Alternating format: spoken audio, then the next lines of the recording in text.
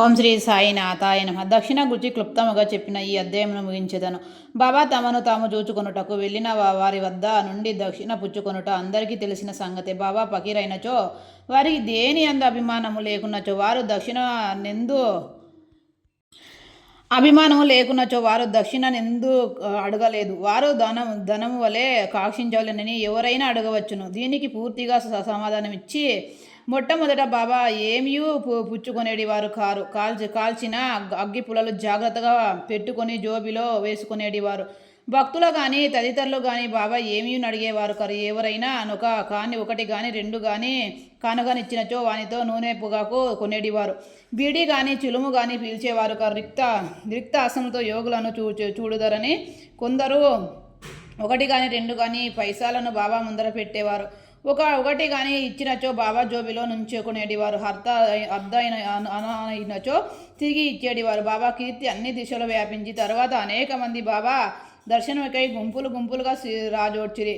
అప్పుడు బాబా వారిని దక్షిణ అడుగుచుండెను.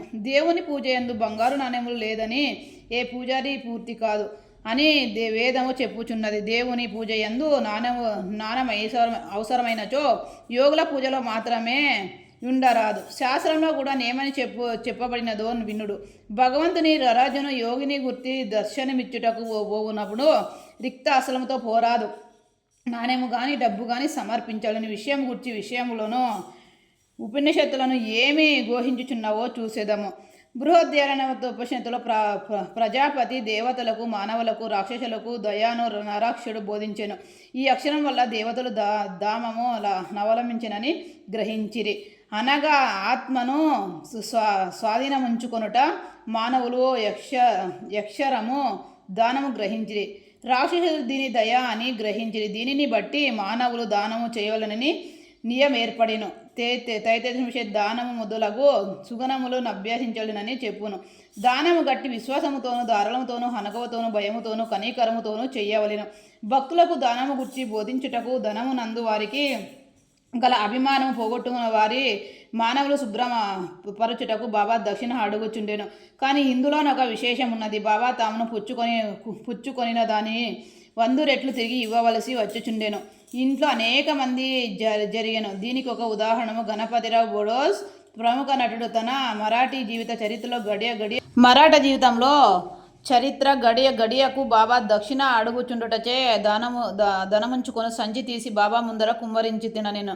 దీనిని ఫలితముగా ఆనాటి నుండి తన జీవితంలో ధనముకి ఎట్టి లోటు లేకుండెను వ్రాసెను. ఎల్లప్పుడూ కాల్సినంత ధనము గణపతిరావు బోడోసుకు దొరుకుచునైన బాబా దక్షిణ అడిగినప్పుడు ధనమే ఇవ్వనక్కర్లేదు నర్థం కూడా పెక్కు సంఘటనల వలన తెలియచున్నది. దీనిని 2 ఉదాహరణములు.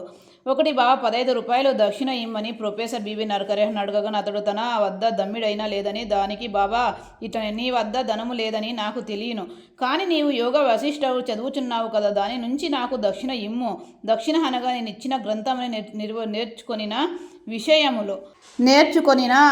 విషయములు జాగ్రత్తగా హృదయంలో దాచుకోలేమనని అర్థం. 2, ఇంకొకసారి తర్కార్ భార్య 6 రూపాయలు దక్షిణ ఇమ్మని బాబాని అడిగినది వద్ద పైకము లేకుండుటచే ఆమె మిగులు చిన్నబోయెను. అప్పుడు అక్కడే ఉన్న ఆమె భర్త బాబా వాకులకు అర్థము చెప్పెను. తన 6 శత్రువులు కామ, క్రోధ, లోబాదులు తనకు పూర్తిగా సమర్పించాలని బాబా అభావమని అతడు తన భార్యకు వివరించెను. అతని బాబా పూర్తిగా సమ్మతించాను. బాబా దక్షిణ రూపాయిగా కాల్సినంత ధనము వసూలు చేయనప్పటికీ ధనం అంతియు వారు ఆనాడే పంచిపెట్టుచుండిరి.